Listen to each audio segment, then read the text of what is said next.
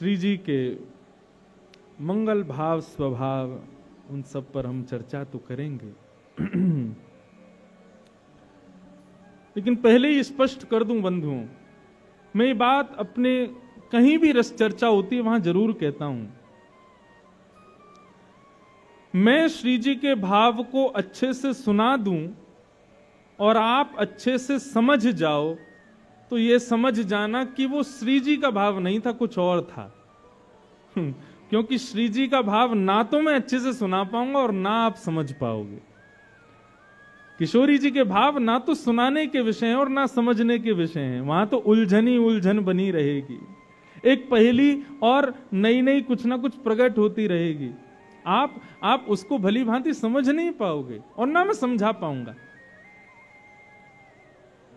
प्रेम का स्वरूप कैसा जिसका वर्णन ना हो सके, नारद जी नारद भक्ति सूत्र में कहते हैं, मैंने बता दिया और आप समझ गए तो निश्चित ही आपने किशोरी जी का भाव नहीं सुना, आपने कुछ और ही सुन लिया होगा, क्योंकि किशोरी जी समझ नहीं आ सकती।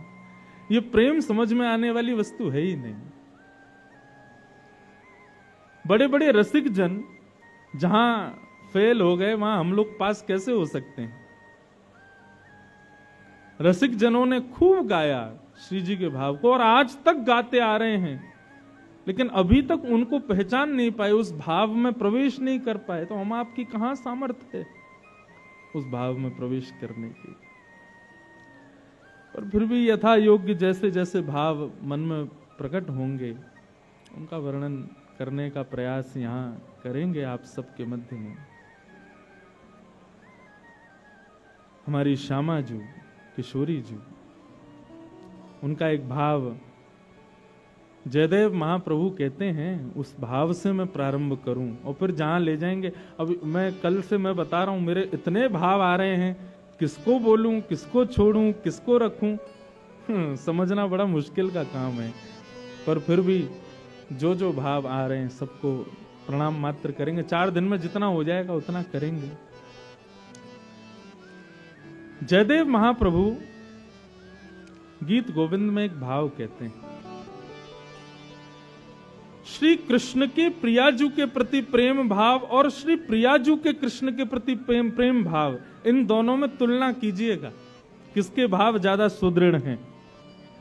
और बहुत ध्यान से सुनो, अब कोई आवे जावे, आप लोग बस शांति से बैठ के श्रवण करना, एक टक भी मुझको निहारे बिना रहना नहीं। हाँ, अभी थोड़ी देर के लिए यहाँ लाला को भी मत निहारी हूं, मोई को देख लो। अब आपको और मेरा ये भाव बन जाए और फिर अद्भुत प्रसंग प्रकट हो। बहुत ध्यान से सुनना। हमारे गिरधर लाल जी अभी दूर से है सके कई अन्य दिख भी नहीं रहे हो, पास आके कथा के विश्राम में देख लेना। हमारे ठाकुर जी कैसे खड़े हैं, एक भुजा ऊपर है, दूसरी भुजा कमर पर है और श्री गिरधर स्वरूप श्रीनाथ जी के रूप में हमारे गिरधर लाल जी श्रीनाथ जी ही हैं। आपको सही बताएं, ठाकुर जी त्रिभंग ललित स्वरूप में आ जाएं या अधर पर वेणु वाद्य धारण करके रास की मुद्रा में आ जाएं, लेकिन ठाकुर जी का जो ये गिरधर स्वरूप है ना, इसके पीछे बहुत बड़ा रहस्य छुपा है और वो रहस्य उजागर करते हैं श्री जयदेव महाप्रभु अपनी इस पंक्ति में। जयदेव महाप्रभु का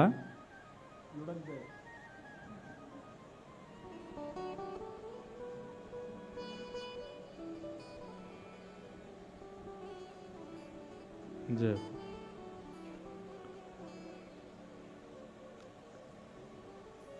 ठाकुर जी कह रहे हैं पोल पट्टी का खोल लो भैया। अरे ब्रजवासी ना खोलेंगे तो कौन खोलेगा। बहुत ध्यान से सुनियो, जयदेव महाप्रभु ऐसे महाकवि हुए इस कलयुग में जिनके आगे ठाकुर जी भी हार मान गए। ठाकुर जी ने भी एक प्रकार से हाथ जोड़ दे, भैया तेरे आगे तो हम भी नतमस्तक हैं। श्री जयदेव महाप्रभु जब भी कुछ कृति बनाते ना तो विशेष रूप से वे जगन्नाथ जी को जगदीश बोलते थे। तो जब भी जाते तो जय जगदीश हरे यही शब्द का उच्चारण करते। लेकिन आज की पंक्ति जैसे ही महाकवि जयदेव ने गाई, अभिनव जलधर सुंदर धृत मंदर है श्री श्यामा मुख चंद्र चकोर। जैसे ये भाव कहा तो श्री जगन्नाथ जी बोल पड़े, बोले आज जय जगदीश हरे नहीं, आज जय जय देव हरे। आज तो जयदेव तुम्हारी जय हो। अरे तुम कहां से पता कर लेते हो भाई इतने भाव? बोले कैसे?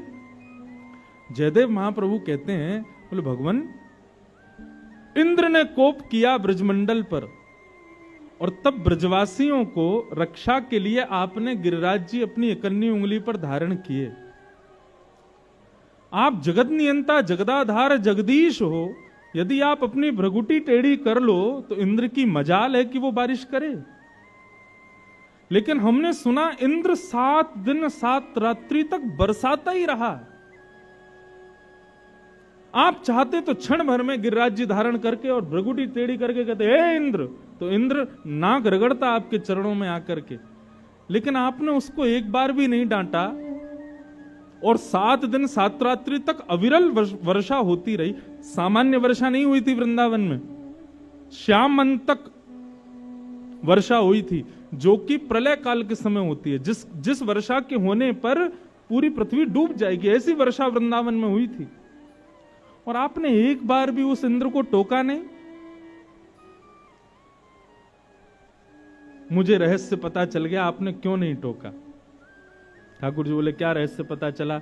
बोले कि बढ़िया अवसर मिल गया था, सब ब्रजवासी गिरिराज जी के नीचे खड़े थे, और उन्हीं सब ब्रजवासियों को जब आपने नैन भर के देखा कि भाई सब आ गए कि नहीं, तभी आपने क्या देखा कि सन्मुख ब्रजवासियों के बीच में श्री वृषभानु नंदिनी खड़ी हैं, श्री हमारी श्यामा जी खड़ी हुई हैं। तो आपने मन में विचार किया कि भैया इनकी रूप सुधा को पान करवे को या से बढ़िया अवसर नहीं मिलेगा। ये किशोरी जू जब भी इनको देखवे जाओ, कभी अपना मुंह फेर लें, कभी घूंघट कर लें, कभी कहीं चली जाएं, कभी कहीं बैठ जाएं, और कोई ना कोई बाधा इनके रूप के दर्शन में आ ही जावे। ये बढ़िया समय है, सब ब्रजवासी खड़े हैं, और इतने ब्रजवासी कि महाराज भिच भिच के खड़े थे, एक दूसरे से बिल्कुल लग के खड़े थे, जगह नहीं थी।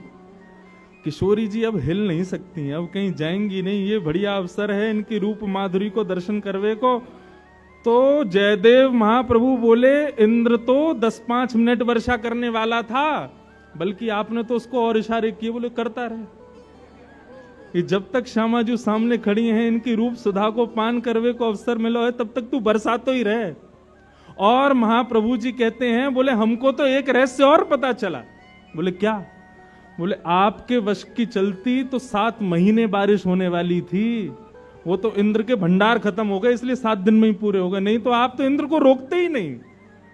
श्यामा मुख चंद्र चकोर जय जय देव। तो भैया ये गिरिराज पर्वत धारण लीला 7 दिन तक इसलिए चली क्योंकि किशोरी जी खड़ी थी सामने। यदि किशोरी जी कहीं और होती, थोड़ी दूर होती, या ठाकुर जी के सन्मुख नहीं होती, 7 मिनट में गिरिराज जी रखने वाले थे ठाकुर जी, इतना लंबा समय क्यों बिताते? तो किशोरी जी के मुखमंडल को देखने में इतने व्यस्त है गए श्याम सुंदर, इंद्र को इशारा और कर दियो बरसात हो रहे ताकि इनको देखते रहे हम।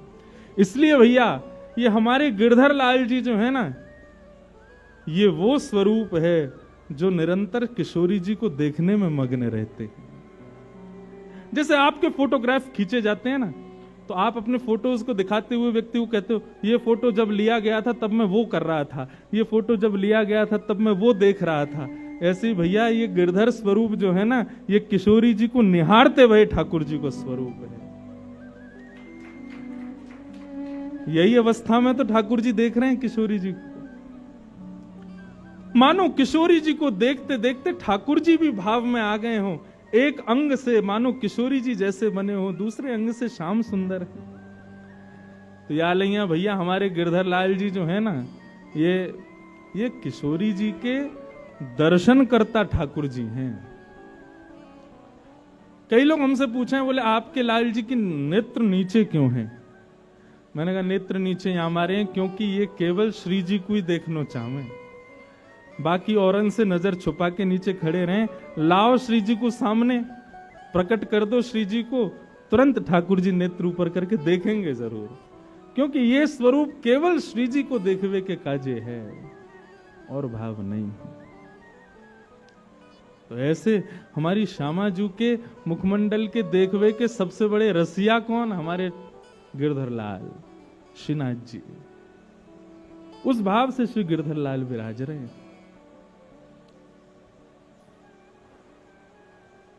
श्री राधा करावचित पल्लव वल्लरी के,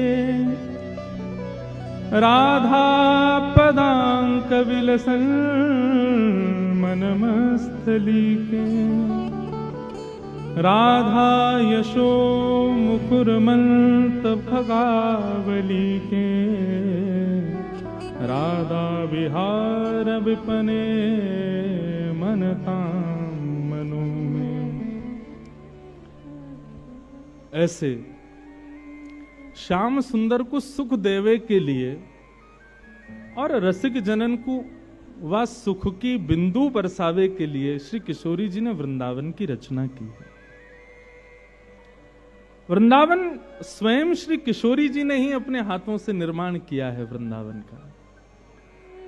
वृंदावन का एक एक कण, वृंदावन का एक एक पल्लव, वृंदावन का एक एक वृक्ष। और मैं तो कहूंगा भैया, वृंदावन में आवे वारे, वृंदावन में रहवे वारे, वृंदावन में जन्म लेवे वारे, इन समस्त जीवन को भी निर्माण श्री किशोरी जी ने ही किया है। इसलिए भैया मैं निवेदन करता हूं हाथ जोड़ के, वृंदावन आकर के ना किसी में भी अवगुण मत देखना, क्योंकि वृंदावन आया है और वो वृंदावन में है तो जरूर किशोरी जी ने ही भेजा है, और किशोरी जी ने भेजा है तो निश्चित उसमें कोई ना कोई गुण तो विद्यमान होगा। श्री किशोरी जी ने अपने हाथों से निर्माण किया। हम आचार्य को प्रणाम कर रहे हैं। वृंदावन आचार्य है, वृंदावन गुरु है। बंधुओं, श्री वृंदावन चतुर्व्यूह रूप धारण करके श्री जी की सेवा करता है। जैसा कि मैंने आज के प्रसंग के प्रारंभ में कहा कि सहचरियों में, सखियों में, गोपियों में अग्रगण्य यदि कोई है, अभी तक नाम सबने ललिता विशाखा के सुने, लेकिन यदि हमसे वास्तविक पूछो तो श्री जी की सेवा में अग्रगण्य सहचरी स्वयं वृंदावन है। क्यों? क्योंकि वृंदावन का स्वयं निर्माण श्री जी ने ही किया है। किस लिए किया है? केवल श्याम सुंदर को सुख प्रदान कर रहे, और श्याम सुंदर प्रसन्न हो तो श्री जी अपने आप प्रसन्न हो जाएं। तो चतुर्व्यूह रूप से वृंदावन श्री जी की सेवा करता है। प्रथम रज, प्रथम व्यूह जो वृंदावन का श्री जी की सेवा में है वो है रज। वृंदावन की एक विशेषता है, ये विशेषता पूरे विश्व के किसी स्थान की नहीं है, और वो ये है कि सब जानते हैं कि वृंदावन में हमारी किशोरी जी और श्याम सुंदर दोनों पादुका नहीं पहनते, और पादुका न पहनने का जो भाव है वो वृंदावन ने ही प्रकट किया है। वृंदावन ने अपने आप को इतना योग्य बनाया कि श्री श्याम सुंदर किशोरी जी के मन में भाव ही नहीं आता कि हम यहां पादुका पहने, और क्योंकि वृंदावन को स्पर्श सुख देना है इसलिए भी पादुका नहीं पहनते। तो सर्वप्रथम वृंदावन जो श्री जी की सेवा में आए हैं वो रज के भाव से। चतुर्व्यूह में प्रथम रज, चतुर्व्यूह में दूसरा स्वरूप है वृंदावन के लता, गुल्म, पत्र, पुष्प, फल, जिन सघन कुंज में ठाकुर जी और श्री किशोरी जी निरंतर रास विहार करते हैं, अनंत सुख की प्राप्ति करते हैं। तो दूसरा व्यूह, एक प्रकार से यह कहा जा रहा है कि गुरु वृंदावन है और वृंदावन के साथ में उपगुरु ये चार हैं, रज और दूसरे सघन कुंज, पत्र, पुष्प, गुल्म आदि। ये विशेष रूप से उन लोगों के लिए जो आजकल वृंदावन तो आते हैं लेकिन वृंदावन के रूप को नहीं समझ पा रहे। वृंदावन में आजकल भीड़ बहुत हो गई है, बहुत पब्लिक आ रही है, लेकिन भैया मुझे उनको देख के ऐसा लगता है कि हीरे को शीशा समझ करके चले जाते हैं। वो वृंदावन को जान ही नहीं पा रहे, वृंदावन को पहचान ही नहीं पा रहे। वृंदावन प्रथम रज के भाव से श्याम सुंदर और श्री जी की सेवा में है। दूसरा लता गुल्म पत्र पुष्प फल इनके भाव से श्री जी की सेवा में है। जब हमारे श्याम सुंदर और श्री जी विहार करते हैं ना, कई जगह पदों में पढ़ने में आता है कि जिन वृक्षों पर फल उत्पन्न नहीं हुए होते या हो भी गए होते लेकिन कच्चे होते हैं, जैसे ही देखते हैं किशोरी जी आ रही हैं, श्याम सुंदर आ रहे हैं, तो फल अपना वो वृक्ष अपना पूर्ण जोर लगा देता है, उस फल को तुरंत पका देता है, उस पुष्प को तुरंत सुगंधित करता है कि हमारे इस भाव से रीझ कर श्यामा जी इसका स्पर्श कर लें, इसका सेवन कर लें। साल भर में जो वृक्ष एक पुष्प को सुगंधित करने में श्रम करता है, वो श्री जी के आने पर क्षण भर में करता है। श्रमित तो बहुत हो जाता है, लेकिन श्री जी सेवा में स्वीकार करें, इसके लिए वृंदावन के वृक्ष गुल्म पत्र पुष्प ये सब अपने आप को सुगंधित और पुष्पित करके रखते हैं। तो वृंदावन की दूसरी सेवा का भाव है वहां के लता गुल्म वृक्ष पत्र। श्री व्यास जी कहते हैं, वृंदावन के रूख हमारे मात पिता गुरु बंधु। वृंदावन की वृक्ष वल्लरियां ये सब कौन है? ये सब हमारे माता हैं, पिता हैं, गुरु हैं, बंधु हैं, ये सब हमारे। इसलिए हमारे ब्रजमंडल में कई संत जन तो वृक्षों से ही लिपट लिपट करके आनंदित होते हैं। तमाल वृक्ष को देख करके सोचते हैं कि ये जरूर श्याम सुंदर ही होंगे। तो वृंदावन का दूसरा सेवा प्रकल्प है वहां के लता गुल्म पुष्प वृक्ष। उनका प्रयोग कभी अपने लिए मत करना बंधु। संसार के पुष्प फलों का प्रयोग अपने लिए कीजिएगा, लेकिन श्रीधाम वृंदावन यदि आप जाओ तो वहां के पुष्प पत्र फलों का प्रयोग अपने लिए कभी मत करना, क्योंकि वो आपके लिए हैं नहीं, वे श्री जी की सेवा के लिए ही हैं।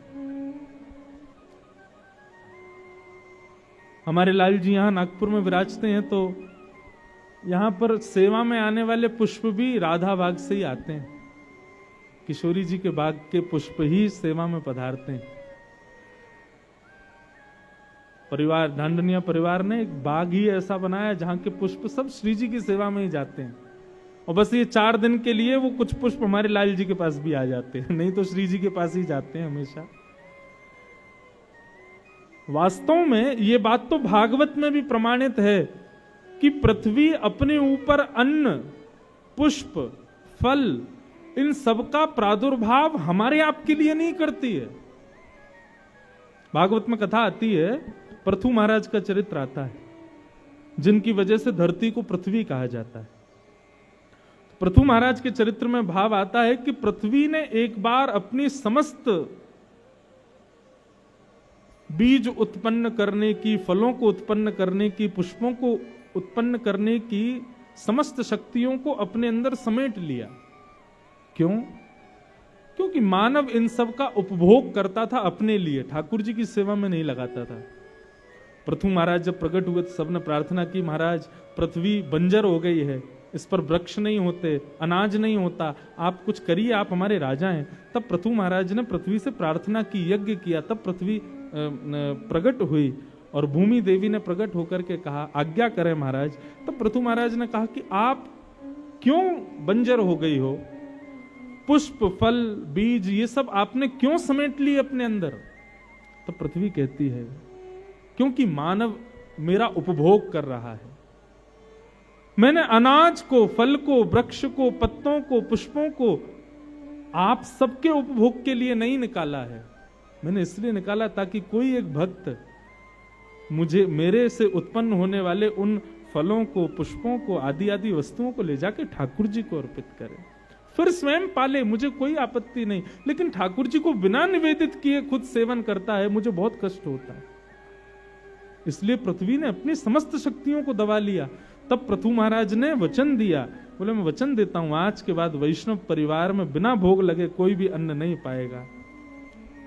तब पृथ्वी ने अनाजों को प्रकट करना प्रारंभ किया। इसलिए बंधुओं, आप यही मत मानो कि केवल आप ही सेवक हो श्याम सुंदर के। जड़ चेतन सब ठाकुर जी की सेवा के लिए ही हैं। जब उनको बिना निवेदित किए हम उसका उपभोग करते हैं, तो श्रीमद् भगवत गीता में तो भगवान कहते हैं भुंजते ते त्वघम पापात ये पचंत्यात्म कारणम। जो अपने कारण से वस्तु का उपभोग करते हैं वो अपना पाप स्वीकार कर रहे हैं। इसलिए भैया कुछ भी हो, सबसे पहले ठाकुर जी को, किशोरी जी को निवेदित करो, क्योंकि वो प्रकट उन्हीं के लिए हुआ है। उसके बाद उसका सेवन स्वयं करो। पृथ्वी भी तो मुक्त होना चाहती है ना, और वो मुक्त कैसे होगी जब हम उसको निवेदित करेंगे ठाकुर जी को। इस प्रकार पृथु महाराज ने पृथ्वी से निवेदन किया और तब पृथ्वी ने इन सब वस्तुओं को अपने ऊपर प्रकट किया। तो वृंदावन विशेष रूप से जो कुछ भी प्रकट करता है वो सब ठाकुर जी की सेवा के लिए ही प्रकट करता है। उसका उपभोग अपने लिए कभी मत करना। तो प्रथम रज, द्वितीय वनचर वस्तु, सघन कुंज, पुष्प फल आदि, और तीसरा वृंदावन के रसिक जन। वे रसिक आपको प्रसन्न करने के लिए नहीं बने, क्षमा कीजिएगा। वृंदावन में कई लोग मुझसे आकर के, कभी कभी फ्लाइट में कोई मिल जाए, ट्रेन में कोई मिल जाए, या वैसे कोई मिल जाते हैं, तो महाराज जी आपका वो भजन बहुत बढ़िया, नेक सुनाए दो। कोई जादूगर थोड़ी है, नेक में जादू दिखाए दो। वृंदावन में यदि कोई रसिक, मैं अपने आप को रसिक नहीं बोल रहा हूं, इनडायरेक्ट वे में बोल भी रहा हूं, लेकिन वैसे अगर देखो तो वृंदावन में जितने भी रसिक जन, कोई यदि रस का तनिक मात्र भी भाव प्रकट करता है तो उसका भाव भी संसार के लिए नहीं है, श्री जी के लिए ही है। ये बात दोनों पक्षों से समझिएगा। रसिक जन भी इस बात का ध्यान रखें कि यदि हमारे भीतर रस प्रकट हुआ है तो उससे हम संसार को ना रिझाएं, श्यामा शाम को ही रिझाएं। यदि हम अपने रस का प्रयोग किसी व्यक्ति विशेष को रिझाने के लिए कर रहे हैं ना, तो रस विष बन जाएगा। रस का प्रादुर्भाव आपके हृदय में हुआ, इसका मतलब श्री जी ने आपको अधिकारी माना है, और अधिकारी बनाया है तो उससे श्री जी को ही लुभाओ। हाँ, दो चार जनता भी रीझ जाए तो उसमें कोई आपत्ति नहीं है, लेकिन केवल यही प्रधानता नहीं होनी चाहिए कि सब रीझें। श्री जी रीझें, हमारी किशोरी जो रीझ जाएं, हमारे श्याम सुंदर। एक बार का प्रसंग है, हमारी श्री जी कितनी कृपालु, कितनी दयालु, कितनी जल्दी रीझ जाती हैं। वो एक पद की एक पंक्ति आती है ना, हमारे यहाँ एक भजन गाया जाता है, वृषभानु की किशोरी वो तो गैया होते भोरी, प्रीत जान के हूँ थोड़ी तो है राखेगी शरण, मन भूल मत जइयो श्यामा प्यारी के चरण। किशोरी जी बड़ी भोरी हैं। और यहाँ को प्रसंग कैसे है, एक बार जन्माष्टमी थी तो श्री हमारी श्यामा जू नंदगांव गई, लाला को जन्मदिन है, हम भी बधाई दिया मैं। और वहां जाकर के जब किशोरी जी ने देखा तो नंद नंदन को सब लोग बधाइयां दे रहे थे, भैया जन्माष्टमी की। किशोरी जी भी बधाई देवे गई।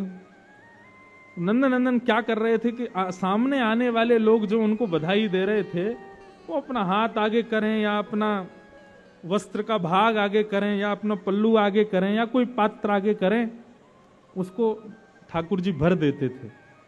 किशोरी जी टेढ़ी नजर से देख रही, समीप गई तो मधुमंगल श्री दामा आदि बोले, हमारे लाला को हृदय देखो श्री जी, आपने जो जैसो पात्र लेके आ रहा हो हमारा लाला वाकू भर भर के दे रहा है। ठाकुर जी बोली, ये हृदय को स्वरूप ना होए करे। हृदय को स्वरूप तो ये है कि भैया जो जितनो पात्र लाए उतनो मत भरो, अपनी तरफ से बड़ो पात्र दे के वाकू भी भर के दो। या में कौन सी निर्मलता, कोई ने हाथ आगे किए, अब बेचारे को हाथ इतना छोटो कि वहां में 2 ही लड्डू आ सके, तो बेचारे को 2 ही मिलेगा। अब कोई पात्र बड़ो लिया है तो वाकू भर के दे रहे हैं। अरे हमारे श्याम सुंदर को भाव तो ऐसा होना चाहिए, बड़े बड़े पात्र लेके आओ, सबन को पात्र दो और फिर वाकू भरो, तब उन पर कृपा करो। ललिता विशाखा ताली बजाने लगी, देखो हमारी श्री जी को भाव, ये पैज तो चलती रहे।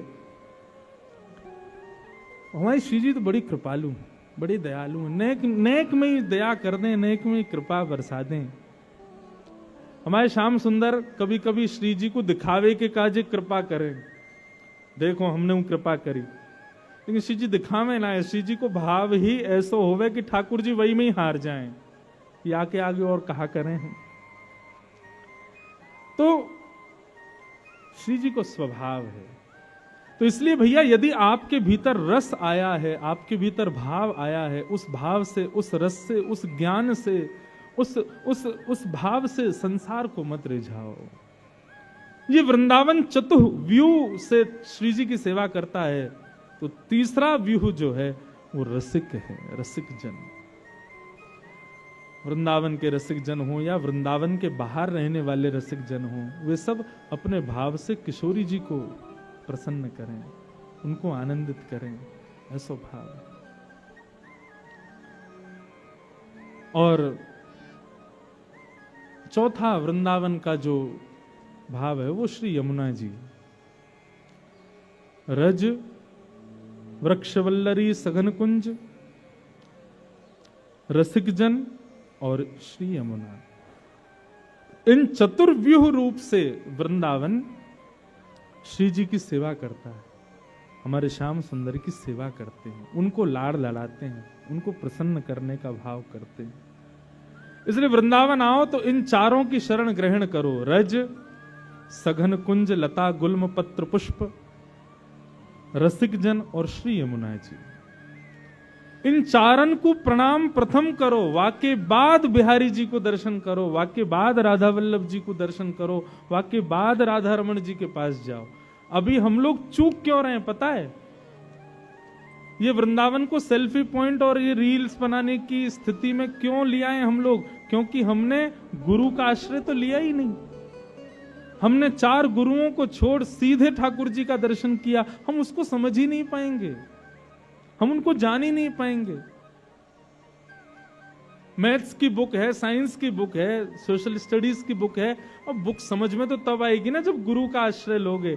ऐसे ही भैया ये राधा रमण जी भी एक किताब हैं, राधा वल्लभ जी भी एक किताब हैं, श्री बिहारी जी भी एक किताब हैं। इनको तब समझोगे जब गुरु को आश्रय लोगे। हम किसी व्यक्ति विशेष के पास जाने की नहीं कह रहे। ये 4 गुरु वृंदावन में हैं चतुर्व्यूह रूप से, श्री रज, श्री सघन कुंज, श्री रसिक जन और श्री यमुना जी। इन चारों को आश्रय पहले लो और वाके बाद आप प्रवेश करो। आपको वास्तव में लगेगा कि हमने राधा वल्लभ जी 10 बार गए लेकिन दर्शन पहली बार भयो है, 10 बार बिहारी जी गए लेकिन दर्शन आज पहली बार। जैसा हुआ वैसा पहले कभी नहीं हुआ। गुरु के आश्रय में होकर के फिर जाओ। ये चतुर्व्यूह है वृंदावन का। इनके आश्रय के बगैर वृंदावन जाना एक प्रकार से व्यक्ति वंचित हो रहा है उस महाभाव से, उस महारस से। और बंधुओं, हमारा वृंदावन जो है ना, मैं एक बात कहा करता हूं अपनी कथा, ब्रजवासी वो नहीं जो ब्रज में रहे, ब्रजवासी वो जिनके चित्त में ब्रज रहे। नागपुर के लोग हैं कई यहाँ बंबई से भी आए हैं, कई यहाँ कलकत्ता से भी आए हैं, दूर दूर से सब लोग आए हैं। आप कहीं भी रहो, सदा ब्रज आपके चित्त में है। तो आप विश्वास मानो, जब ब्रजवासियों की अटेंडेंस रोज होती होगी ना, तो उन ब्रजवासियों की अटेंडेंस में 500-600 तो नागपुर के लोगों की भी अटेंडेंस हो जाती होगी। क्यों? बोले शरीर से भले ही नागपुर में थे, चित्त से तो वृंदावन में ही थे ना। 200-300 लोग कलकत्ता की भी अटेंडेंस लगाते होंगे, भले ही देह से कलकत्ता में थे लेकिन चित्त से तो वृंदावन में थे ना। 100-150 लोग बंबई के भी अटेंडेंस लगाते होंगे, देह से भले ही कहीं भी थे, चित्त से तो श्री धाम में थे ना। और निश्चित अभी वृंदावन की गणना चित्रकेतु कर रहे होंगे ना, प्रेजेंट लगा रहे होंगे कौन कौन आया। निश्चित ही चितनवी हॉल में बैठे हम सब की भी गणना हो ही गई होगी, क्योंकि बैठे भले कहीं भी हैं, वृंदावन को याद तो कर रहे हैं ना। आप चाहे नागपुर रहो, बंबई रहो, कलकत्ता रहो, यहां रह करके भी इन चतुर्व्यूह का स्मरण नित्य करो। ब्रज की रज, ब्रज के लता गुल्म पत्र पुष्प, ब्रज के रसिक जन और श्री यमुना जी। इन चारों को कोई व्यक्ति यदि नित्य प्रणाम करे तो मुझे ऐसा लगता है कि श्री जी और हमारे ठाकुर जी फिर उसको कितना भी अभागा हो उस पर कृपा करेंगे निश्चित। क्योंकि ये योग्य बनाते हैं उनके। ऐसे भाव हैं। तो अब ये इस प्रकार से कुछ ना कुछ भाव तो हम सुनाते रहेंगे। एक लीला का मधुर दर्शन करें। पिछली बार भी हमने कुछ लीलाएं सुनी थी। मुंदरी चोरी लीला सुनी थी, नौका विहार लीला सुनी थी, और कौन सी सुनी थी बताओ? हाँ, मान लीला सुनी थी, और कौन सी सुनी? हाँ, प्रथम मिलन लीला सुनी थी। अब यही सब लीलाओं में एक बड़ी अद्भुत लीला आज मिली ठाकुर जी की और किशोरी जी की। उसका दर्शन करें, इतना सुंदर भाव है।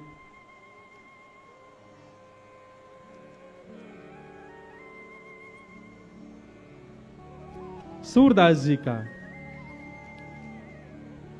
भाव है और बहुत सुंदर है।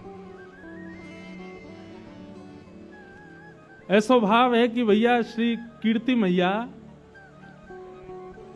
वैसे तो किशोरी जी हमारी इतनी सुकोमला हैं, सदा सखीन के मध्य में रहें, सब सहचरी सेवा करें, लेकिन आज कीर्ति मैया किशोरी जी से ऐसे ही केवल दिखाने के भाव से, समाज को दिखे उस भाव से किशोरी जी से कहती हैं, लाली अब धीरे धीरे घर के काम काज भी सीखो, आने चाहिए, लेकिन काम काज सिखावे तो हैं कीर्ति मैया, लेकिन ये ललता विशाखा आदि सब सखी ऐसी हैं कछु करन ना दें किशोरी जी को। लेकिन आज किशोरी जी हट करके बैठी हैं कि नहीं, आज मैया जो कार्य कहेगी हम जरूर करेंगे। और मैया ने कार्य कह दियो है, बोले लाली आज एक काम कर, गौशाला में जाके गैया को दूध काट के ला। और किशोरी जी आज गैया को दूध दोहे में जा रही हैं। इतनी सुंदर लीला है। अच्छा, आजकल तो गौशालाओं में गायों को बांध देते हैं, लेकिन प्राचीन काल में ऐसा नहीं था। किशोरी जी को देख करके गैया के भी मन में भाव आया हो या लीला को और बढ़िया संवरण किया जाए। तो किशोरी जी तो जैसे ही दूध दोहे हुए बैठी हैं, अत्यंत सुकोमला, अत्यंत सुकुमारी किशोरी जी के हस्तकमल को स्पर्श पाकर के गाय मन में विचार करने लगी, श्रम है जाएगा श्री जी को, या काम में तो एक ही निपुण है, नंद नंदन वही ते करवाएंगी। तो गैया वहां से भागी, अब पीछे पीछे श्री जी भाग रही हैं, ललता विशाखा भाग रही हैं गैया को पकड़वे को। इतने में ही सघन कुंज में सामने नंद नंदन दिखाई दिए हैं। नंद नंदन ने जैसे ही देखो सोई किशोरी चिल्ला के बोली, अरे नेक मेरी गैया को पकड़ो, दूध दोहनो है, अरे नेक या को पकड़ लियो। इतने में ही ठाकुर जी ने महाराज अपने सुंदर पराक्रम से वह गैया को पकड़ लियो और गैया को पकड़ के बोले, कहो श्री जी कहाँ सेवा करें आपकी? बोले आज मैया ने हमको सेवा दी है कि जाओ गैया को दूध दोहे के लाओ। हम दूध दोहे में आई हैं, लेकिन ये गैया रुके ही नहीं रही है। ठाकुर जी बोले, दूध धोना आवे तुम पे? बोले क्यों नहीं आवे, नेक दोहे के दिखाओ। अब जैसे ही श्री जी फिर छुए बैठी, गैया फिर भागने लगी। तब ठाकुर जी कह रहे हैं, देखो हम दोहे के दिखाएं आपको, गैया को दूध कैसे दोहो जाए। और वही भाव को श्री सूरदास जी महाराज वर्णन कर रहे हैं, अति सुंदर। सब लोग गाओ। कौन दुहावे गैया तुम पे, कौन दुहावे गैया तुम पे, कौन दुहावे गैया तुम पे, कौन दुहावे गैया तुम पे, लिए रहत हो कनक दोहनी, लिए रहत हो कनक दोहनी, लिए रहत हो कनक दोहनी, लिए रहत हो कनक दोहनी, बैठत हो पैया तुम पे,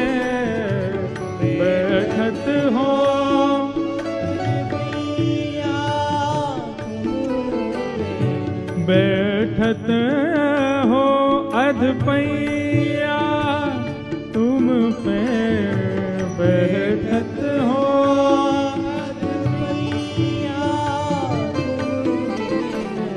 कौन दुहावे गैया तुम पे कौन दुहावे गैया तुम पे कौन दुहावे गैया तुम पे कौन दुहावे गैया अति रस काम प्रीत जाने के अति रस काम प्रीत जाने की आवत खरिक दुहैया तुम पे आवत खरिक दुहैया तुम पे। किशोरी जी कह रही हैं तुम पे कौन गैया दुहावे को, तुम्हारे लक्षण गैया दोहे वाले तो लगना रहे हैं। ठाकुर जी बोले क्यों, हम या जन्म के नहीं, हम तो जन्म जन्मांतर के ग्वाला हैं, हमसे भैया गड़िया गैया कौन दोहे सके। बोले कनक सोने की बाल्टी हाथ में लेकर के और अधपैया आधे आधे घुटनेन पे बैठ गए और कह रहे हो गैया दोहे में आई हैं। हम सब जाने तुम्हारी बातन ने, तुम ये गैया वैया चरावे ना आओ सघन कुंज में। ठाकुर जी बोले तो फिर क्यों आवे हम। बोले हम जैसी सुंदर नई नवेली गोपीन को देखवे के काजे आओ तुम, तुम्हारी सब बातन ने जाने हम। यशोदा मैया और नंद बाबा के आगे कोई बहानो चाहिए या हमारे गैयान को बहानो बना के आओ कि गैया चरावे जा रहा हूं। तुम्हारी सब करतूतन ने जाने या वन में आके सघन कुंज में आके गोपीन को ताड़ो आप तो। ठाकुर जी बोले अरे ऐसी कैसी बात कर दी। मधुमंगल श्रीदामा बोले लाला ये तो बड़ी हमारी तोहीन है रही है, कछु करके दिखा। बोले कहा करके दिखाऊं, गैया गैया दूध दोहे के दिखाने, कैसे दोहे जाए या कुछ दिखा तो सही। ठाकुर जी बैठ गए, सोने की बाल्टी है नीचे धरी है, गैया भी आनंद ले रही है। आज आनंद आवेगो ठाकुर जी की और किशोरी जी की मधुर लीला चल रही है और ठाकुर जी दूध दोह रहे हैं। अब दूध दोह तो नहीं, अब थोड़ी देर तो दूध काटते काटते बाल्टी में जावे, लेकिन जैसे श्री जी सामने आवे सो दूध की बाल्टी से वो धार अलग हटके नीचे जमीन पे गिरने लगे। अब किशोरी जी और सब गोपी मुंह पे हाथ धर के ऐसे में देखो ये दूध काटनो आवे इन पे, आधो दूध तो नीचे फैला दियो। सूरदास जी वर्णन कर रहे हैं इत चितवत उत धार चलावत, इत चितवत उत धार चलावत, इत चितवत उत धार चलावत, इत चितवत उत धार चलावत। अरे लाला तेरो ध्यान कहीं और है और धार कहीं और कुछ चला रहा है। यही सिखायो मैया तो है, यही सिखायो मैया तो है, यही सिखायो मैया तो है, यही सिखायो मैया तुम पे कौन दुहावे गैया तुम पे कौन दुहावे गैया तुम पे कौन दुहावे गैया तुम पे कौन दुहावे गैया। सब सखी और किशोरी जी कह रही यही सिखाया तुम्हारी मैया ने। ठाकुर जी बोले का है वो, बोले नीचे देखो। ठाकुर जी का चित्त वृत्ति तो किशोरी जी में ही लगी भई है। अब भले ही प्रकट करके दिखा रहे हैं कि भैया देखो मुंह पे कितना आवे, लेकिन जहां जहां किशोरी जी घूम रही हैं वहीं वहीं ठाकुर जी को ध्यान जा रहा है। और वह कारण से दोहे तो रहे लेकिन बाल्टी की जगह नीचे गिर रहा है सब रो। यही सिखाया हो तुम्हारी मैया ने। किशोरी जी खींचन लगी, मेरी गैया को सबरो दूध फैला दियो। कीर्ति मैया ने कही कनक बाल्टी भर के लियो और या कौन के पल्ले लियाई मैं गैया को सबरो दूध नीचे फैला दियो। ठाकुर जी बोले मेरी मैया ने गैया दोहिनो सिखायो कि नहीं सिखायो, लेकिन तेरी मैया ने कहा सिखायो ये मुझको पता है। किशोरी जी बोली कहा सिखायो मेरी मैया ने। सूरदास जी वर्णन कर रहे हैं, सूरदास प्रभु झगड़ो सीखो, सूरदास प्रभु झगड़ो सीखो, सूरदास प्रभु झगड़ो सीखो। तेरी मैया ने तो को गुस्सा कर वो सिखाया है। ठाकुर जी बोले तुम्हारी मैया ने तो तुमको गुस्सा कर वो सिखाया। इतने में मधुमंगल पूछो लाला गुस्सा भी ऐसो वैसो ना कर रही हैं तो कैसो कर रही हैं? बोले ज्यों घर खसम गुसैया तो पे, ज्यों घर खसम गुसैया तो है। लाला जैसे घर के खसमते बाकी घरवारी रूठे ना बातें लड़े काहे, ऐसी श्री जी तोते लड़ रही है। हाँ बोले यार यही बात सही है, बिल्कुल सही कह रहे हैं। अब तो श्री जी और सब सखी बोली इन दारी के इनको काउ देना हाथ दिखाना पड़ेगा। कछु तो कछु बाप निकाले। कौन दुहावे गैया तुम पे, कौन दुहावे गैया तुम पे, कौन दुहावे गैया तुम पे, कौन दुहावे गैया। बोलो युगल बिहारी सरकार की। ऐसी ऐसी लीला हमारे ब्रज की है। सब सखा और सब सखी भी वामे रस को वर्धन करें, विक्षेप ना करें।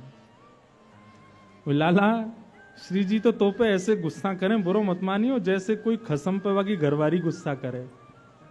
हमें तो ऐसा लगा ये अधिकार मान चुकी हैं।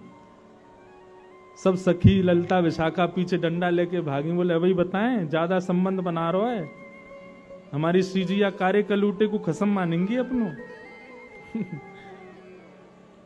जैसे तैसे लड़ते झगड़ते हुए ठाकुर जी ने आधी बाल्टी दूध भर दिया। अब श्री जी को तो ले जाके कीर्ति मैया को देना था। देखो हमने दूध काढ़ो है। अब जैसे ही दूध काढ़ करके अब दूध पूरा है गया और गैया चली गई। और दूध के झागन को ठाकुर जी बढ़िया मिला रहे हैं। वाह देख कहा बढ़िया दूध निकालो। श्री जी बोली लाओ चलो अब दे दो। ठाकुर जी बोले नहीं मिलेगा, ये तो हमने निकारो है। हमारे सब ग्वाल बाल भूखे हैं, हम भूखे हैं, हमारे सबरे बंदर भूखे, हम पीवेंगे या को। ललिता विशाखा क्रोध करने लगी। बोले अभी बताएं तो को पीवे को दूध, अपने घर को गैया को पी, हमारी गैया को काई को पी रहा है। ठाकुर जी बोले निकारो कौन ने? निकारो हमने, तो हम पीवेंगे। और ये हमारे सखा सबरे बेचारे सुबह तो भूखे प्यासे दूध पीवेंगे, बढ़िया बढ़िया काढ़ो हमने। अब तो किशोरी जी चरणन में बैठ गई। बोले भैया अब यहाँ लड़वे तो काम नहीं चलेगा, ने थोड़ी सी अपनी लाज जाए तो कोई बात ना, ने माफी मांग लो, क्षमा मांग लो। और दोहनी नहीं देत करते हरी, हाहा करी पैर पाए। किशोरी जी चरणन में गिर के हाहा कर रही हैं। बोले भैया हमारी दोहिनी दे दे, मैया को दिखानो है ले जा करके। और जैसे ही श्री जी प्रार्थना कर रही हैं कि हमारी दोहिनी दे दो, सो ठाकुर जी को और आनंद आ रहा हो। बोले अच्छा श्री जी चाहिए? बोले हाँ, एक बार और हाहा करो। श्री जी फिर कह रही हैं भैया तेरे हाथ जोड़ रही हैं, जो तू कहेगो सो करेंगे, हमारी दोहिनी दे दे, मैया को जाके दिखाना है। तब खूब परेशान करके खूब श्री जी को श्रमित करा के तब अंत में ठाकुर जी ने दोहिनी प्रदान करी है। ऐसे हमारे दोहिनी गाय दोहन लीला हमारे ब्रज में भई है ठाकुर जी की और श्री जी की। मैया को जाकर के श्री जी ने प्रदान कर दिए। बोले ले हमने दूध निकारो।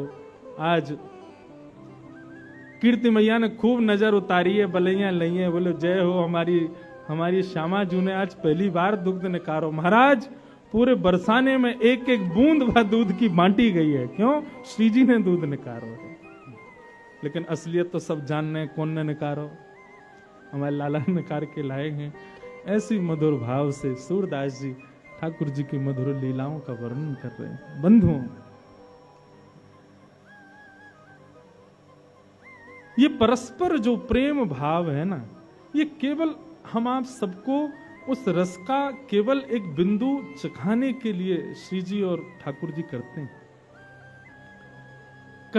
कई बार श्री जी के भाव प्रकट करने में ना कभी कभी डर लगता है। आजकल के सामान्य भावों को सुनने वाले लोग कहीं इससे कोई अनर्गल अर्थ ना निकाल लें। हमारी श्यामा जू, हमारी किशोरी जू, उनके भाव में कहीं कोई विश्लेष ना आ जाए, इसलिए भय लगता है कभी कभी। लेकिन हमारी श्री जी को प्रेम कैसा है पता है? अंतर्निष्ठ प्रेम। अंतर्निष्ठ प्रेम किसे कहते हैं?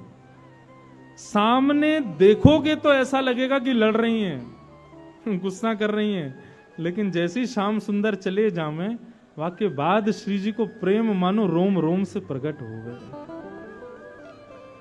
और वह सुंदर प्रेम को वर्णन श्री नंददास जी महाराज अपनी वाणी में करें। बहुत सुंदर भाव है। हमारी और सर्वेश भैया की आपस में एक दूसरे को पदावलियों की वो होती है, क्या बोलते हैं उसको, कंपटीशन होता है। पद भेजो कंपटीशन। ये पद भेजते हैं तो मैं सोचता हूं इससे दुगना बढ़िया भेजूंगा। ये जो पद भेजते हैं उससे मैं रात भर चिंतन में चला जाता हूं। फिर हम ऐसा पद भेजें ये एक आध महीना को चिंतन में चले जाएं। तो किशोरी जी का एक सुंदर भाव श्री नंददास जी वर्णन करते हैं। किशोरी जी का प्रेम कैसा। अब गैया दोह के तो आ गई वापस, वहां तो खूब लड़कियां आई, झगड़ के आई हैं श्याम सुंदर से, लेकिन अब एकांत में जब बैठी हैं तब श्याम सुंदर को स्मरण करते हुए किशोरी जी कितने सुंदर भाव कह रही हैं। आहा,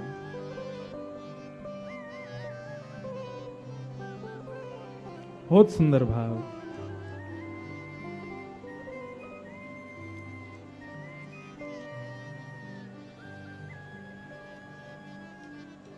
मैं पछहार रही बहू तेरो, कहू नेक नानी के हेरो, मैं पछहार रही बहू तेरो। श्री जी सब सखियन से कह रही हैं कि ठाकुर जी कैसे हैं, मुकु नेक बताओ, नेक मुकु सुनाओ उनके बारे में। सब सखी बोली अभी अभी तो मिलके आए हैं, अभी अभी तो उनसे खूब लड़ झगड़ के आए हैं, और रोज ही कोई ना कोई लीला होवे श्री जी। पर हम हर बार देखें कि आप जब भी एकांत में आके बैठो फिर सबन से कहो कि नेक थोड़ा कृष्ण के बारे में बताओ, उनके रूप के बारे में बताओ। आप जाओ तो हो उनसे मिलवे, सामने खड़े हो, मैं नेत्रन से निहार ले करो। फिर ये आप एकांत में आकर के क्यों कहो कि श्याम सुंदर कैसे हैं, नेक उनके रूप को वर्णन करो। ठाकुर जी होमे तो हैं सन्मुख, वही समय देख ले करो उनको। तब सब सखियन सो हमारी श्रीजू कहा कह रही हैं, इतनी सुंदर भाव हैं श्री नंददास जी के। बोले अरे सखी कहा बताऊं,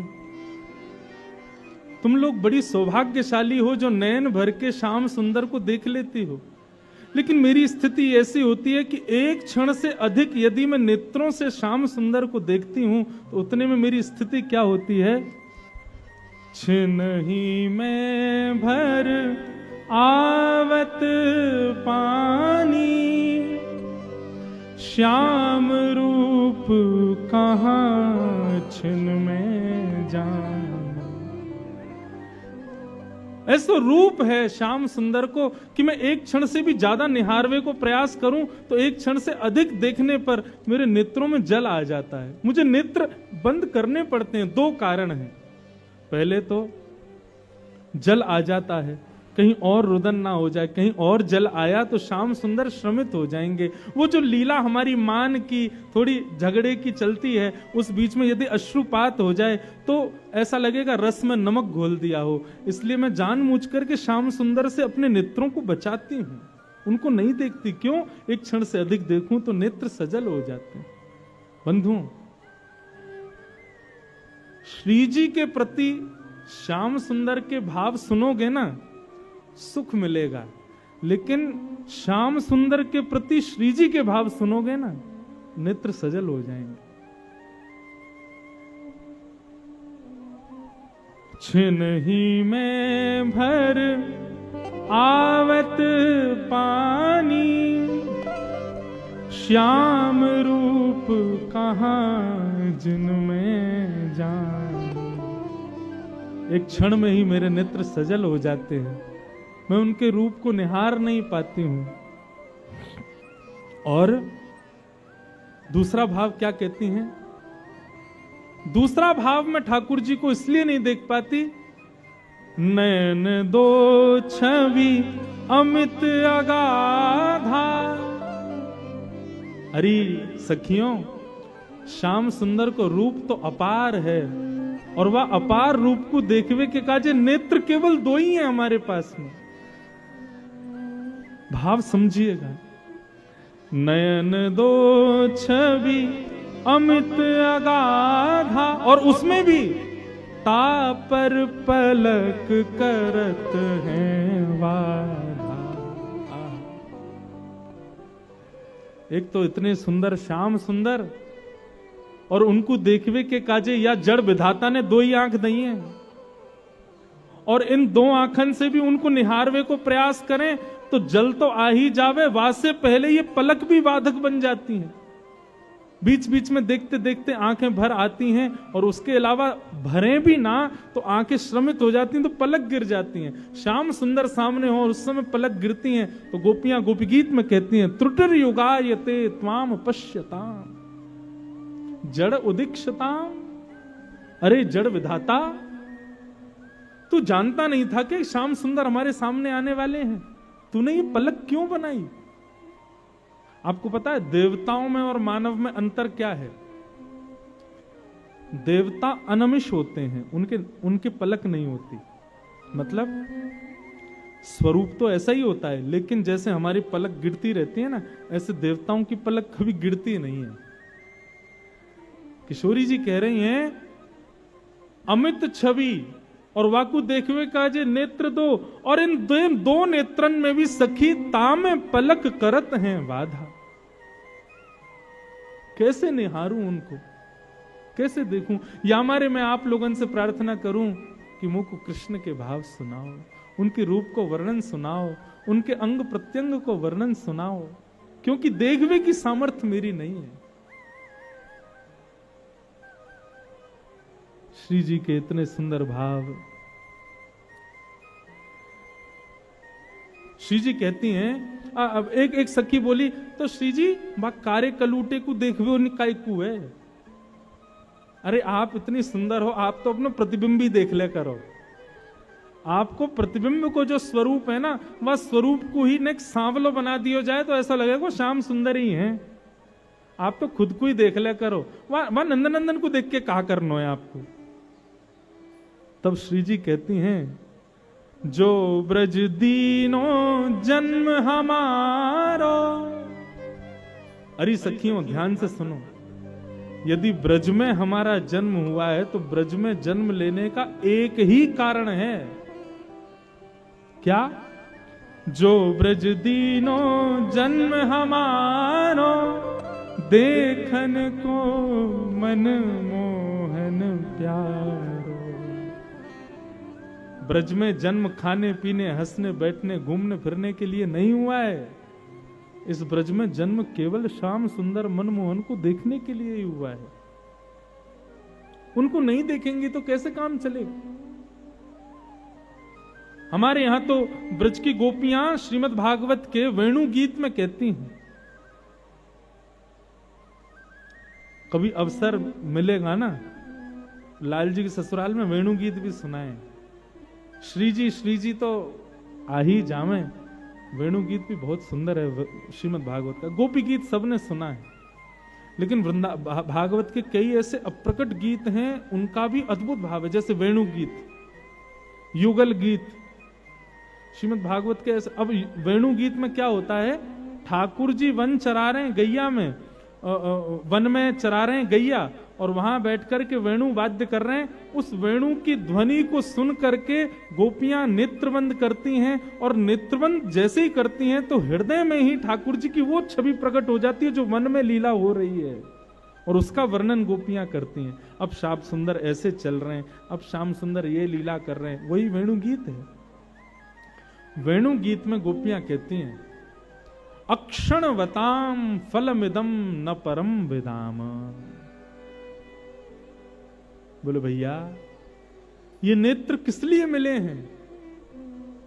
सूरदास जी का पद है ना, देखो चाहत कमल नयन को, निस दिन रहत उदासी अखियां, हरि दर्शन की प्यासी प्यासी, हरि दर्शन की प्यासी अखियां, हरि दर्शन की प्यासी। श्याम सुंदर को निहारो। किशोरी जी कह रही हैं, जो ब्रज दीनो जन्म हमारो, देखन को मनमोहन प्यारो। उनको देखने के लिए ही हमारा जन्म ब्रज में हुआ है। किशोरी जी बोली, मैंने तो अब सोच लियो है। ललिता विशाखा को बोली, कहा सोच लियो? बोले, अब मैं तपस्या करूंगी। ललिता विशाखा बोली, क्यों? बोले, मैंने सुनी है तपस्या करने के बाद में ब्रह्मा और इंद्र की पदवी मिल जाती है। ललिता विशाखा बोली, आपको ब्रह्मा की पदवी की क्या पड़ी है? बोले, मैंने सुना है पूरे विश्व को ब्रह्मा बनाता है, तो मैं तपस्या करूंगी और तपस्या के बल से मैं विधाता बनूंगी।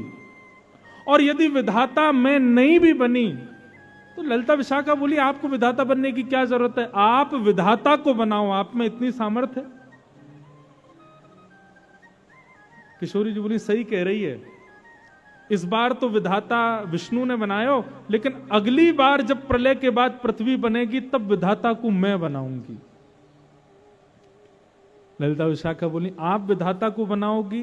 क्यों, कहा करोगी ऐसा? तब किशोरी जी का भाव सुनो। आहा, जो विधि ना को वश कर पाऊं, तो मैं पद्धति कछु और चलाऊं। विधाता जब मेरे चयन से बनेगा तो फिर मेरी जैसी इच्छा होगी वैसा विधाता पृथ्वी को बनाएगा, वैसे पृथ्वी के मानवों को बनाएगा। बोले, अच्छा, तो आप विधाता से कैसे मानव बनवाओगी?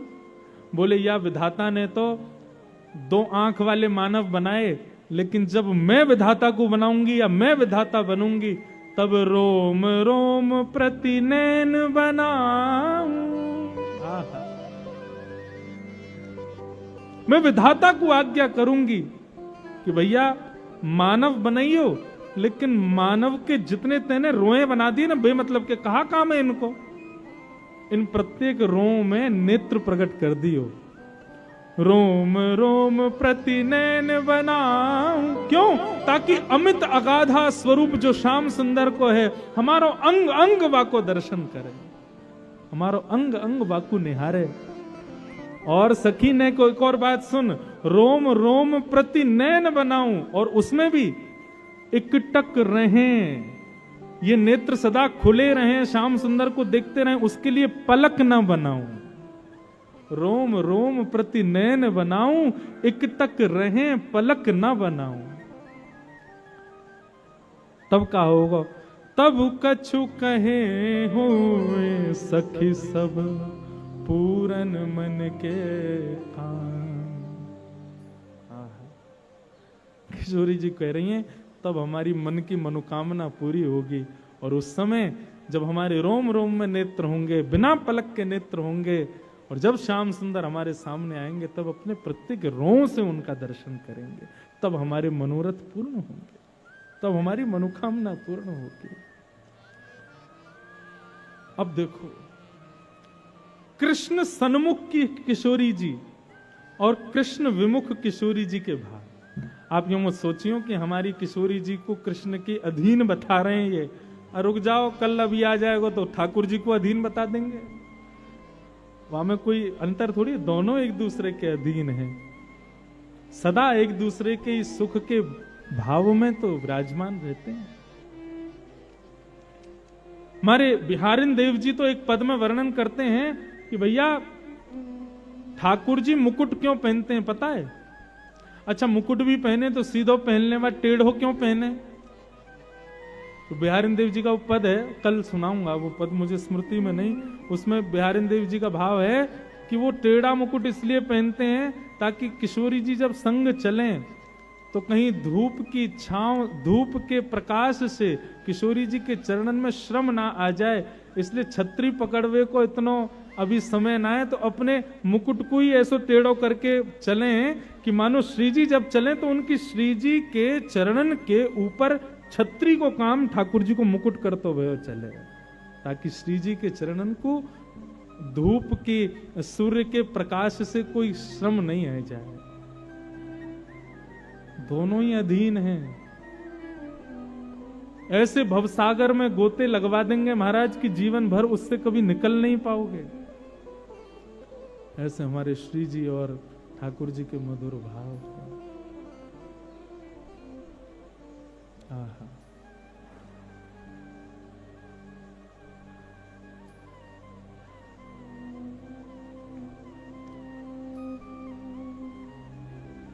वृंदावन किस मधुर भाव में, मधुर साम्राज्य में प्यारी जू और श्यामा जू के ऐसे या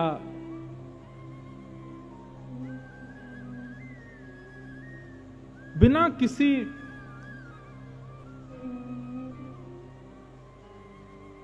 दिखावे को प्रकट किए हुए इस निर्मल प्रेम को सब सखियां सुनकर के आनंदित हो रही हैं, और दोनों रसिक जन मधुर भाव से श्री जी को प्रणाम कर रही हैं। तो ऐसे श्री जी के प्रेम उद्भाव हैं ठाकुर जी के प्रति। हमारे वृंदावन में रसिक जन यही भाव के, शायद गत वर्ष भी मैंने कहा था, श्री हृदयवंश महाप्रभु कहते हैं कि ठाकुर जी आप चाहते तो एक ही नेत्र बना देते, वहां तो किशोरी जी कह रही हैं कि अनन्य नेत्र प्रकट करो, लेकिन स्वामी श्री हृदयवंश महाप्रभु कहते हैं कि ठाकुर जी आप चाहते तो एक ही नेत्र बना देते, एक ही नेत्र से पूरा संसार हम लोग देख लेते, लेकिन आपने ये दो नेत्र यही मारे प्रकट किए ताकि एक नेत्र से हम आपको विराजमान करें, दूसरे नेत्र में श्री किशोरी जी को विराजमान करें। बसो मोरे नैनन में यह जोड़ी, नव दुल्हे ब्रजराज सांवरो, दुल्हन राधा घोरी, बसो मोरे नैनन में यह जोड़ी। ये जो श्री रसखान जी भाव प्रकट करते हैं ना, देखो दुरो वह कुंज कुटीर में परो पलोटत राधिका पायन। श्री किशोरी जी के चरणन में श्याम सुंदर अपने सिर रखे भय दर्शन दिए रसखान जी को। ये भाव भी ठाकुर जी कोई ना कोई लीला ऐसी ढूंढते रहते हैं जिसके कारण से किशोरी जी के सन्मुख जाने का और किशोरी जी को प्रणाम करने का अवसर मिले। श्याम सुंदर उससे चूकना नहीं चाहते हैं। ऐसी एक लीला हमारे ब्रज के रसिक जन सुनाते हैं। एक बार बरसाने में लाल जी कोई ना कोई बहाने ढूंढते रहे, कैसे निज महल में जाऊं, कैसे दर्शन करके आऊं। तो हमारे मलुकदास जी महाराज, उनका एक बड़ा सुंदर भाव है। ठाकुर जी जोगी बनकर के बरसाने गए, और बरसाने जाकर के वहां जोगी बनकर के श्री किशोरी जी का दर्शन किया। शायद भाव मैंने गत वर्ष भी सुनाया था, जोगी रंग मीनाया अच्छा श्रृंगी नाद बजाया। अब मलुकदास जी महाराज इस भाव में ठाकुर जी की एक एक छवि का वर्णन करते हैं कि वो कैसे बनकर के आ रहे हैं। ठाकुर जी जोगी बनकर के बरसाने गए, अभी जोगी बन के जाएंगे, अगले भाव को इसके बाद हम सुना वहां में गोपी बन के जाएंगे, और केवल किशोरी जी को सन्मुख रस प्राप्त हो, या भाव से जा रहे हैं। श्री मलुकदास जी का भाव है, सब लोग गाओ, बड़ा प्यारा भाव है। ठाकुर जी कहें कि भैया हम कृष्ण बन के जावें तो कोई ना कोई रोक दे, दुनिया भर की बात बनावे, श्री जी भी हमसे लड़े झगड़े, या हमारे रूप बदल के चलो। तभी ठाकुर जी ने नंदगांव में एक जोगी को देखा, घर घर जाके हाथ देख करके महाराज भविष्य बता रहा है।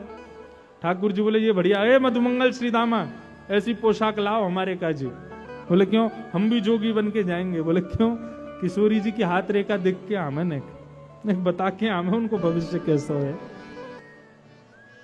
ऐसे हमारे श्याम सुंदर ये तो बहाने ढूंढे किशोरी जी से मिलवे के, उनको देखवे के। मैंने आपको बताया ना बंधुओं, अपने घर में भी आप एक नियम रखो, ठाकुर जी की सेवा के पश्चात आरसी को दर्शन जरूर कराओ। दोनों भाव हैं, आरसी को दर्शन करावे थे। ठाकुर जी को जो श्रृंगार है ना, ये श्री जी ही तो हैं। ठाकुर जी यही कहें कि भैया ने आरसी में दिखाइए आज श्री जी कितनी आई है मेरे ऊपर। बोले आज तो ठाकुर जी 4 माला के रूप में आई हैं, ऐसे सुंदर भाव के रूप में आई हैं। अब बिना श्रृंगार के ठाकुर जी ठीक है, तब भी सुंदर शोभा उनकी है ही है, लेकिन ये अत्याद्भुत सुंदर कब लगते जब श्रृंगार हो जाए। श्रृंगार श्री जी ही है, ऐसी श्री जी को श्रृंगार हमारे श्याम सुंदर है। ठाकुर जी कोई ना कोई भाव बना के, कोई ना कोई बहाने बना करके जाते ही रहे किशोरी जी के दर्शन करवे के काजे। एक बार बरसाने में एक गोपी के बेटा को ब्याह भयो,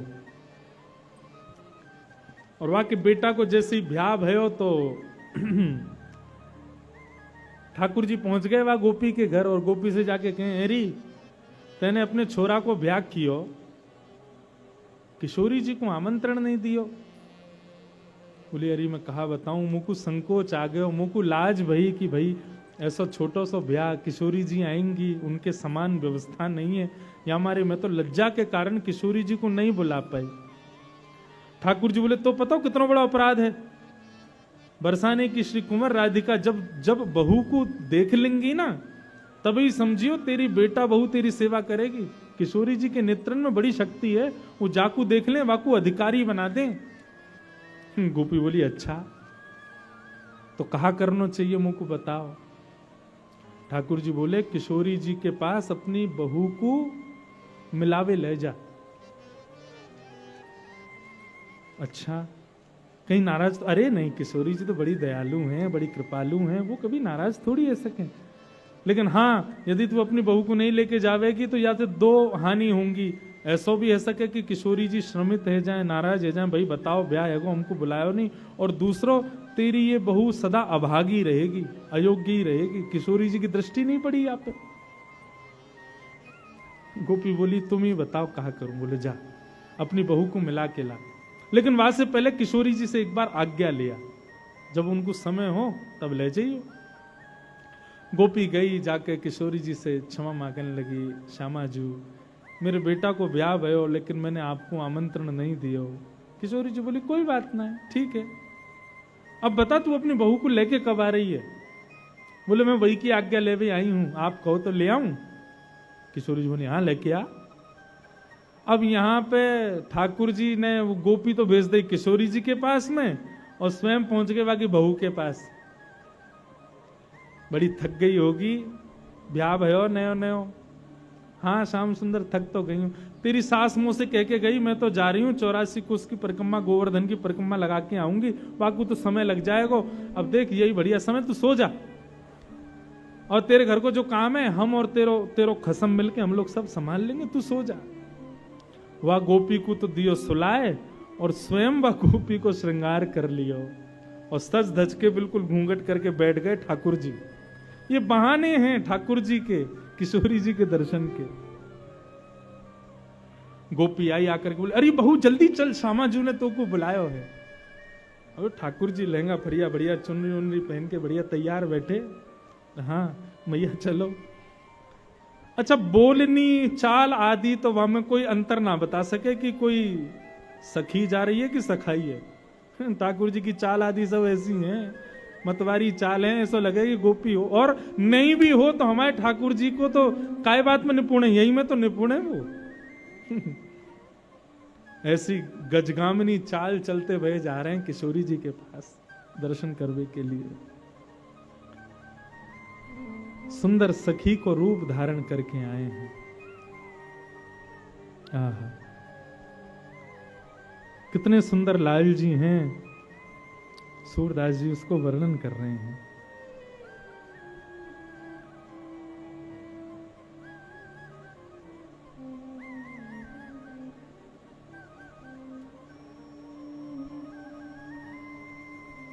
ठाकुर जी ने जैसी बरसाने में निज महल में प्रवेश किया, ठाकुर जी की चाल देख करके, ढाल देख करके, उठवे बैठवे के तरीका, अभी मुख तो कोई ने देखो ही ना है, लेकिन चाल आदि इन सब में ही इतना आनंद भयो कि किशोरी जी की सब सखियां निहाल हो गई। और सब गोपी कहें, बोली वारी गोपी तो बहुत बढ़िया बहू लेके आई है, या कि तो चाल देख करके, या कि बैठे हुए के तरीका देख करके, ऐसे अचक अचक के चलवे के भावन से ही पता चल रहा है कि भैया बड़ी बड़ी शुद्धि बहू है तेरी। आहा। सूरदास जी महाराज का ये पद इतना सुंदर है कि ललता विशाखा किशोरी जी के रूप में ठाकुर जी को देख कर के कह रहे हैं, ऐसी कुंवरी कहां तुम पाई, ऐसी कुंवर कहां तुम पाई। ये ऐसी सुंदर कुंवरी तुम्हें कहां से मिल गई भैया? राधा हूते नख सुख सुंदरी, हमारी किशोरी जी से भी नख से सिक तक नख सुंदरी लग रही है। कहां से पाई है आपने? अब लो कहां दुराई, काकी ना देखी सुनी ना ब्रज वृंदावन, सुधि बुद्धि हरति पराई। ऐसी चाल वारी, ऐसे सुंदर भाव वारी, अरे इतना सुंदर शिष्टाचार है, देख पल्लू भी ऐसे पकड़ के अपने घूंघट को बैठी है, इतना सुंदर पकड़ वो भी हमने ना देखो। अभी तक तो केवल चाल डाल पे ही मोहित हुई है सब गोपी। किशोरी जी बोली, अरे सखी चल मुख दिखा अपना। अब यहाँ काय को शर्मा रही है, ना तेरे ससुर हैं ना तेरे जेठ जेठानी है, यहाँ काय को शर्मावे, चल मुख दिखा। ठाकुर जी मुख गिला में नहीं। बहू खैर सास कह रही है, किशोरी जी से मना कर रही है, जल्दी कर मुख दिखा अपनो। ठाकुर जी कह नहीं, मुख नहीं दिखावेंगे। ललिता बोली, अरे किशोरी जी समझ गई, सुंदर तो बहुत है, लेकिन वही बात है ना, संसार में आवे वाले हर व्यक्ति में एक दुर्गुण तो होवे, या के अंदर दुर्गुण है। किशोरी जी बोली, कैसा दुर्गुण? नेक मांग रही है, नेक दो, मोह दिखाई में कहा दोगे, पहले ये बताओ तब मुख दिखावेगी अपनो। किशोरी जी बोली, अच्छा मुंह दिखाई चाहिए, लाओ भाई नवलखा को हार लाओ, ले ये हार तो को देंगी, अब दिखा दे मुख। अब भी मना करो ना, या से काम नहीं चलेगा। सुंदर सुंदर आभूषण धर दिए, सुंदर सुंदर रत्न धर दिए, लेकिन सबन को नकार देवे, बोले ये सब कछु नहीं चाहिए। तब ललता विशाखा दोनों कहीं तो कुछ चाहिए कहा। सो ठाकुर जी धीरे से इशारा करें ललता की ओर। बोले जहां ही ललता खड़ी है वहां मुंह को खड़ा होना है, आपको संग चाहिए, इशारे में बताए।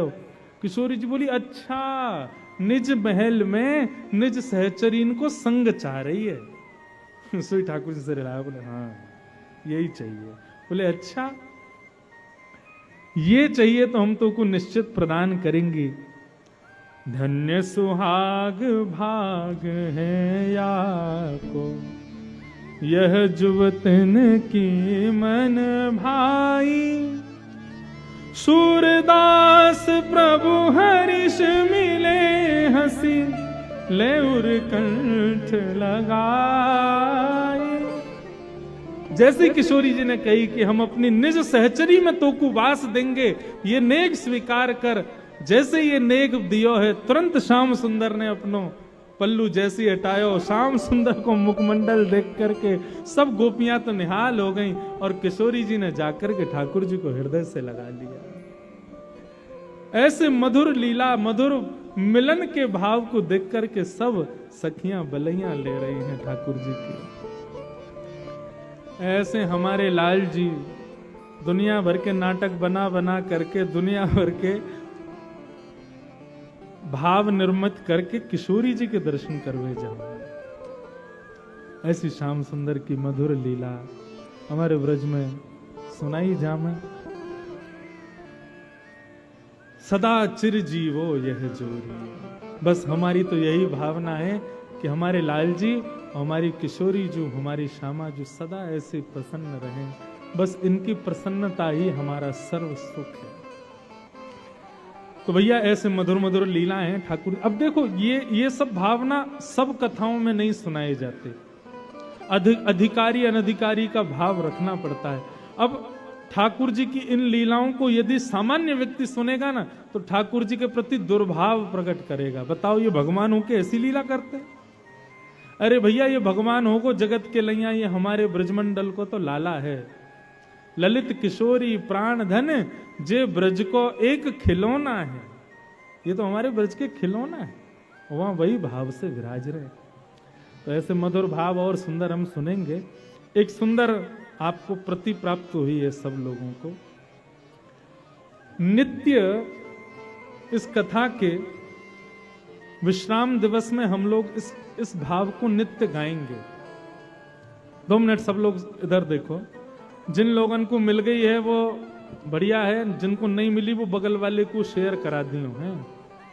सब लोग एक दूसरे के भावों को देख करके साथ में गाना। इस भाव का सुंदर यह भाव है कि वृंदावन के सप्त निधियां इसमें प्रकट हैं। सब लोग इधर देखो, इधर देखो, नेक सुनते लो बात, जब गावे तब देखियो नीचे। हमारी किशोरी जी ने 7 आचार्यों पर कृपा की ब्रज वृंदावन में, और उन सप्त आचार्यों ने वृंदावन को सुशोभित किया सप्त निधियों के द्वारा। उन सप्त निधियों का भाव इस पंक्ति, इस पद में वर्णित है।